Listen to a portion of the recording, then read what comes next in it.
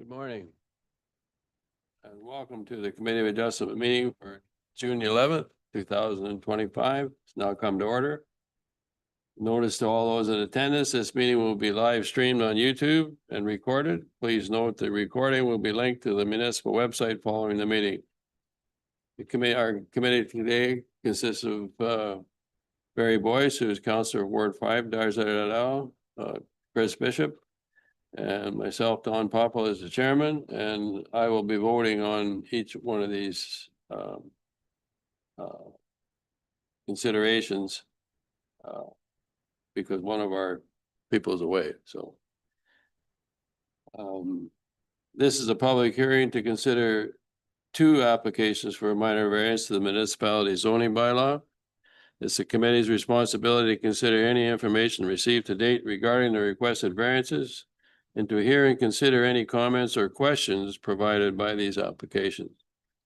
Any variances granted by the committee must meet 4 tests, which are very clearly defined in the Planning Act. The requested variance must be minor in nature, desirable for the proper development of the land, comply with the general intent of the official plan, and comply with the general intent of the zoning bylaw. Please note, anyone wishes to be notified of the decision, please make a request in writing to the municipality. Is any committee member involved as a conflict of interest in either one of these cases? The answer being no in both instances. Any oral or written submissions received in advance of the meeting will be verbally read aloud at the time the application is considered. All persons who have pre-registered will have an opportunity to present or ask questions about the proposals. Please direct all questions and comments to the chair. Please state your name in relation to the application prior to speaking. First of all, we need a mover and a seconder to the minutes of May 14th, 2025. Moved by Barry Boyce. Seconded by Chris Bishop. Be resolved, the meetings of the Committee of Adjustment meeting on May 14th, 2025 be adopted as is carried.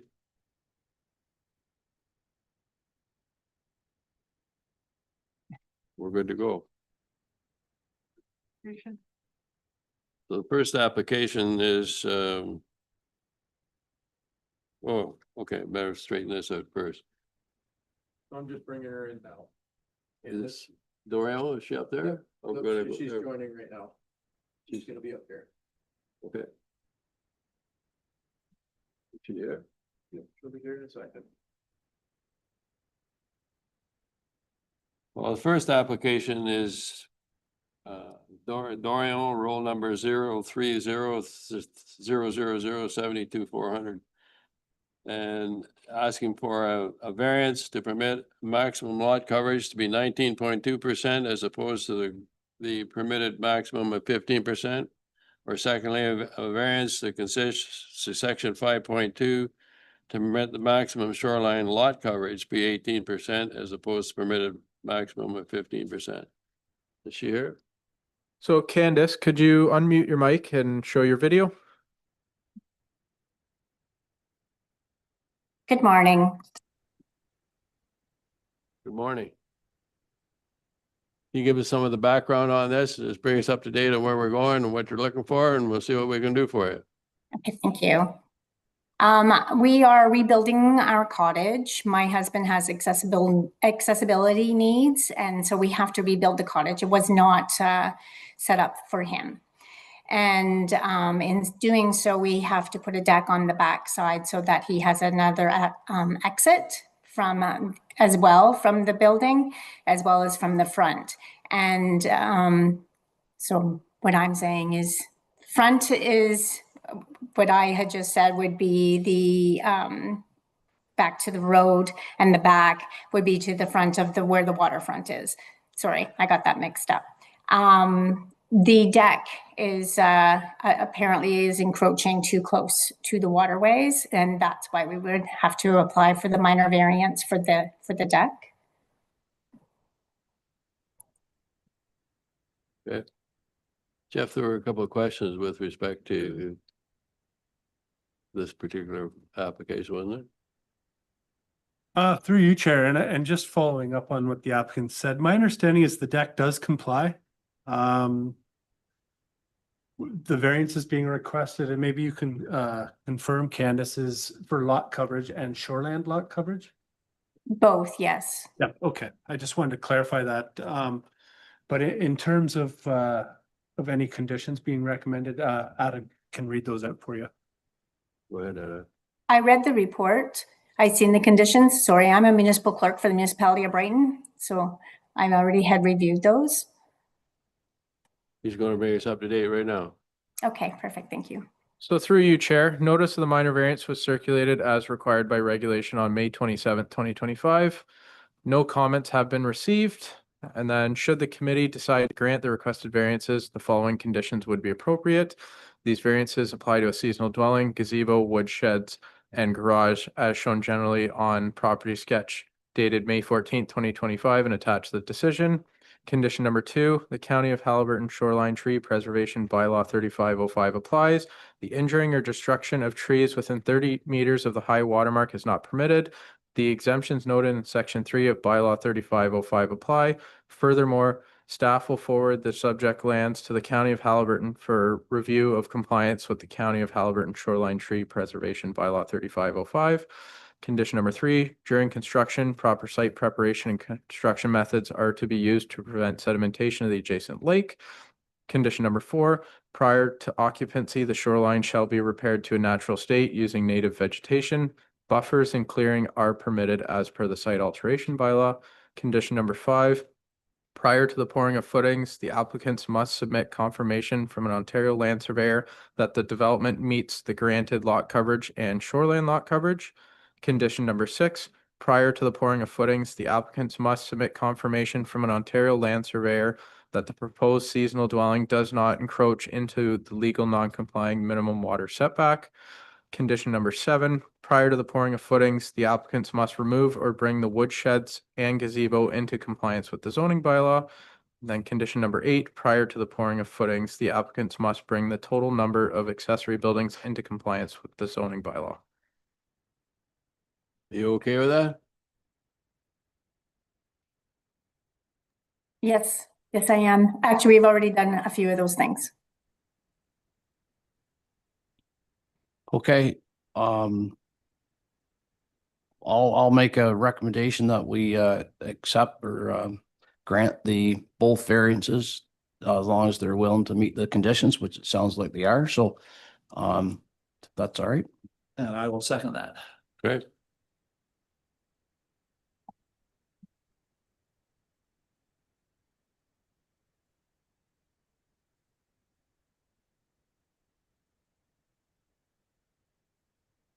Any questions with respect to this?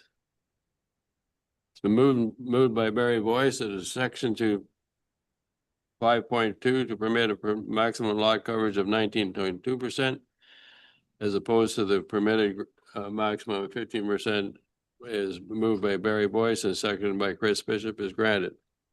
Carried.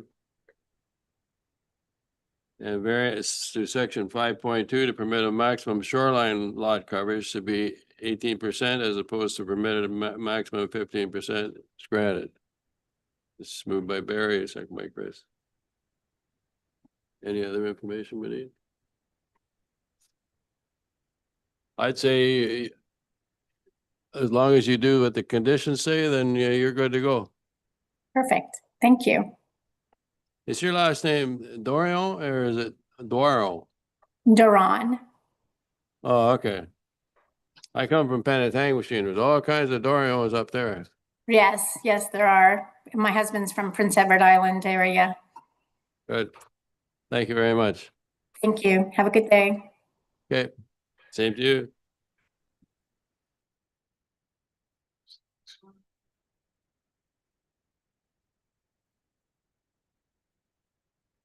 Mr. Wheeler. Perhaps if you can start the conversation off with what you're proposing and we can listen to it and have some questions back and forth and we'll carry on from here. So my understanding is the original variance for height restrictions is 9.5 meters. Yeah. And I'm going to exceed that to, I believe it's 11.5, somewhere in that range. So Okay, the original drawings that I had submitted showed I believe it was 11.5, roughly in around that area. right. But when I extended the height on the main floor, ceiling height, it came into question about the height of the overall building being higher than 9.5. So that's why I'm getting the variance. So one of the things you wanted to do is a variance to put a trailer there? Yeah, that as well. I've had a trailer there for almost a year now. To build, but it's been a long process through COVID and expenses, a little more than I anticipated, so I've been there a little longer building than I had honestly expected.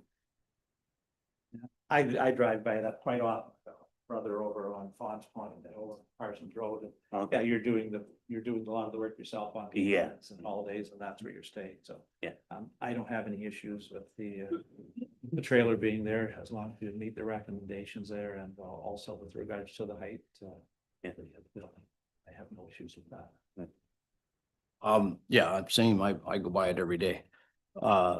But anyway, yeah, I don't have a problem. As far as the height restrictions, you have nobody behind you. You never will have anybody behind you unless they're way up top. Yeah. The trailer is, so have you, well, Adam better read the recommendations, and have you had a chance to go over them or not? no, I haven't. And then the only issue with the trailer is I understand there's a 10.5 setback from the property line. But as you know, because of shield and the hill. Yeah. I managed to get the front at 9.5, but the back is 11.5 because it sits on an angle, so Yeah. that was one of the issues as Okay. well with the trailer, so. Well, he'll read you the recommendations here and, yep. So through you, Chair, notice of the minor variance was circulated as required by regulation on May 27th, 2025. No comments have been received. Should the committee decide to grant the requested variances, the following conditions would be appropriate. These variances apply to a single-family dwelling and trailer as shown generally on the property sketch dated May 22nd, 2025 and attached to the decision. Condition number 2, the County of Haliburton Shoreline Tree Preservation Bylaw 3505 applies. Condition number 3, during construction, proper site preparation and construction methods are to be used to prevent sedimentation of the adjacent lake. And condition number 4, prior to May 14th, 2027, or prior to occupancy, whichever occurs sooner, the trailer is to be removed from the property. So really only number 4 is the only one that would really concern you. So it's you gotta move the trailer in 2 years, I guess, right? Or occupancy. Yeah. So that'll, okay with that. That sounds fair, yeah, Okay. You good with that? absolutely, yeah. Sounds Okay. good. I'll make the motion then that the variances both be approved.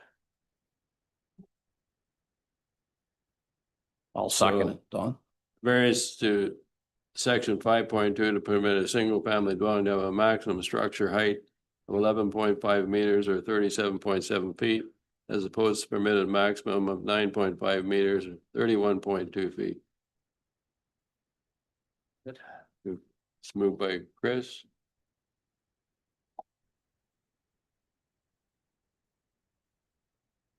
Second, Barry.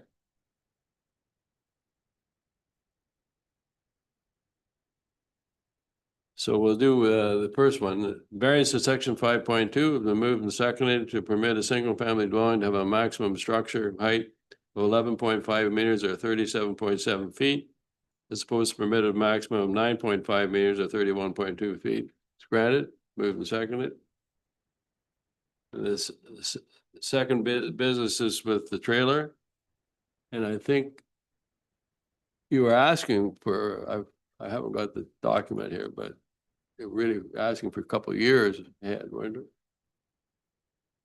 Yeah, it's more of a technicality. The trailer has been there 1 year as per the applicant, and he's requesting 2 more years. So there is a motion on the table right now, Don, just to approve that. So we can have a vote right now on approving that at the 2 years, subject to the conditions. You move that, Chris? I'll make the move on that. Second by Barry. Variance has been moved and seconded that a variance to section 3.4 to permit a trailer to be occupied by the owner of the lot and or their family for not more than 70 months or 5 years.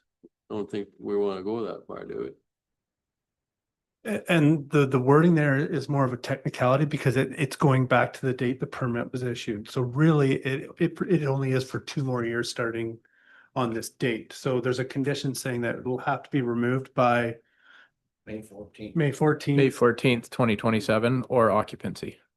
So it is only 2 years going forward. The wording of the variance is more technical in nature, just to look back at the time the building permit was issued. You live with that? Make them, yeah. He's already, yeah. he's already- You're okay with that? Yeah. It's been moved and seconded. Is granted.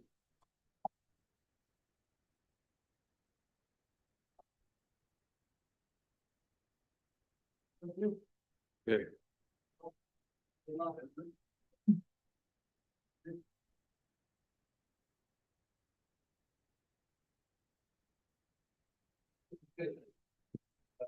Have a great day. Thanks. I need a mover and a seconder to close her off. Moved by Barry Oh. Boyce. I'll second it.